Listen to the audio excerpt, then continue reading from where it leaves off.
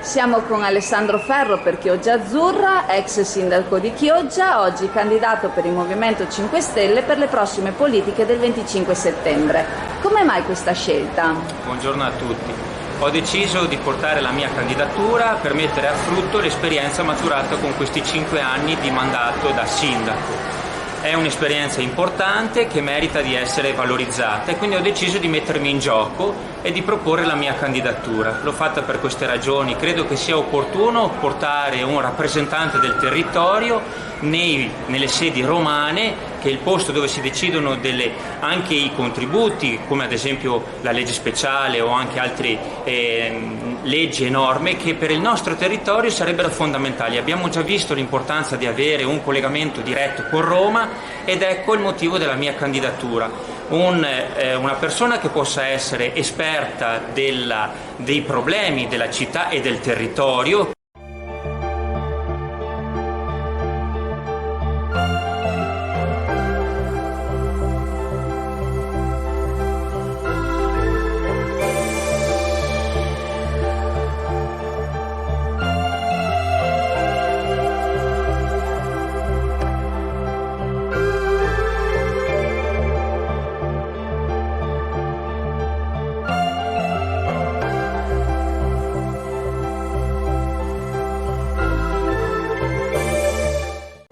Allora, avevamo annunciato che avremmo ripreso alcuni dei candidati che sono stati nominati per quanto riguarda la prossima competizione politica. Le votazioni ci saranno il 25 di settembre. Abbiamo qua Federico Resler che conosciamo già da tempo. Ciao Federico. Ciao.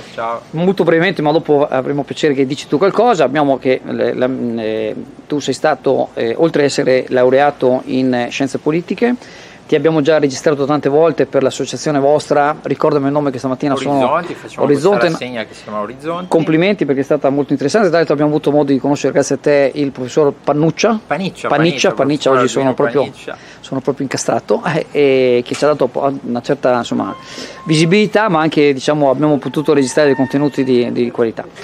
E tu sei anche dipendente postale, sappiamo ogni mattina prendi il vaporetto vai a Venezia se non sbagliamo. Sì. E sappiamo che di famiglia, tuo papà è stato consigliere regionale 2 o 3 volte, non mi ricordo più, 2 volte, 2 mandati.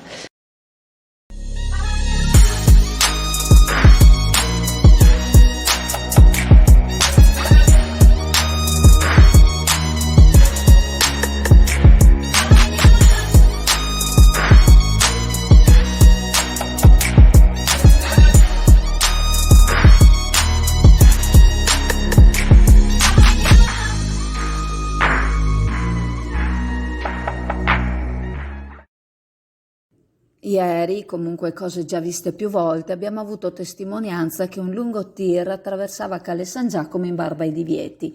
Caso vuole che questa mattina un tir analogo sia entrato in corso, trovandosi però una pattuglia di polizia locale all'ingresso della ZTL davanti a San Giacomo.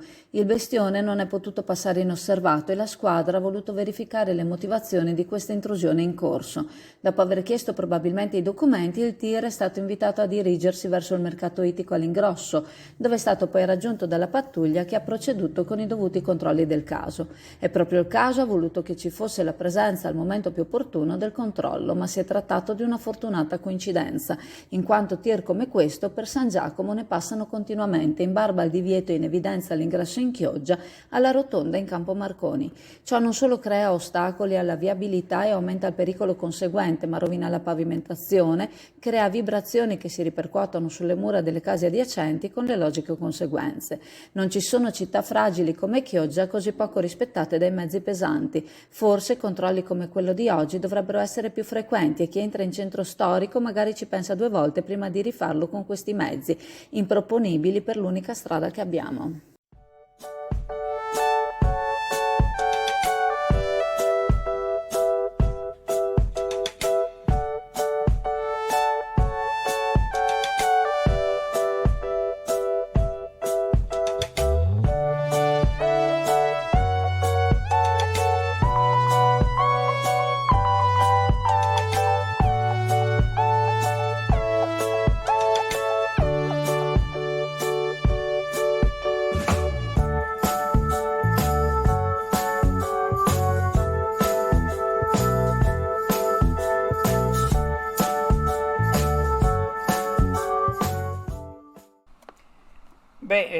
Considerando tutte le notizie di furti di biciclette elettriche che riportiamo tutti i giorni, biciclette al valore di 1000, 1500, 1700, anche 2000 euro, riportare la notizia di un motore fuoribordo usato, un 25 cavalli Tohatsu, dal valore commerciale di forse di qualche centinaio di euro, può sembrare riduttivo.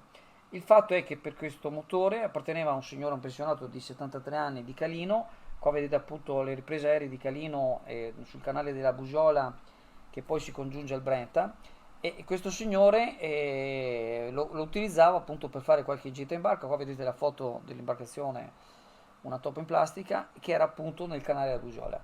Riproponiamo l'immagine. Abbiamo visto che qualche volta chi l'ha rubato deve essersi avvicinato con un mezzo, e abbiamo visto che qualche volta su Chioggia Azzurra, pubblicando le foto, poi qualcuno è riuscito anche a segnalarle, quindi sono state recuperate. Se qualcuno avesse visto qualcosa, sempre contattando le forze dell'ordine, il motore è stato regolarmente denunciato, e magari riusciremo a riportare questo motore, questo signore, insomma, che non merita questo furto.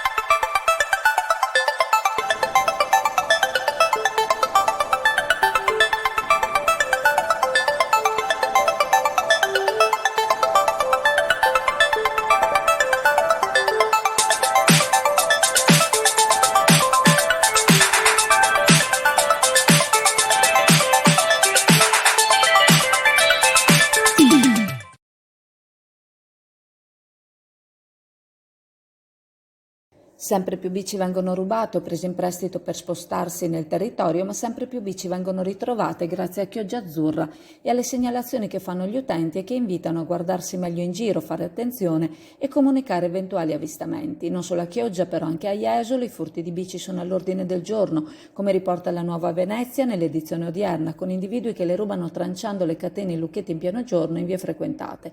Nell'articolo viene descritto un tizio filmato dalla videosorveglianza che arriva con la sua bici, ne vede una di costosa, trancia il lucchetto e fa il cambio, inforcando il nuovo acquisto e andandosene come niente fosse verso il luogo dove vengono smistate e vendute.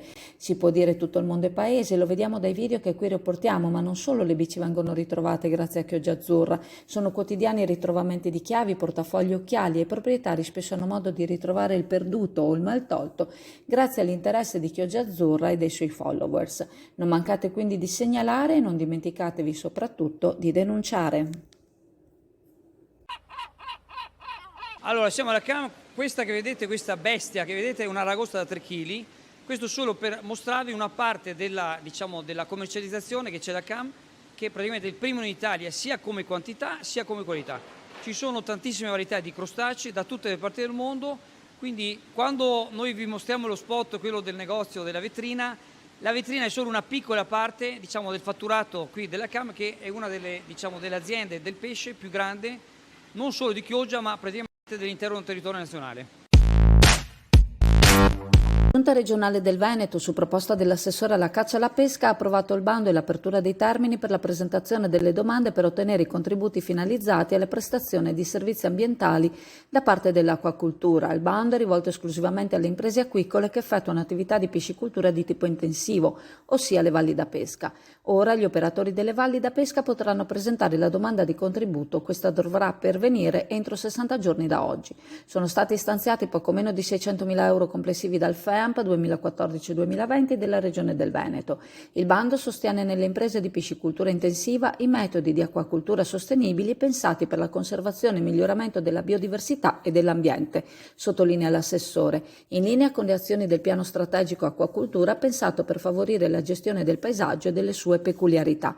Con questo bando, giunto alla 12ª apertura, conclude l'assessore alla pesca, ancora una volta la nostra Regione si conferma virtuosa nell'applicazione delle disposizioni comunitarie e nell'attenzione verso le valli da pesca, che rappresentano un settore strategico e fortemente caratterizzante dell'economia del Veneto.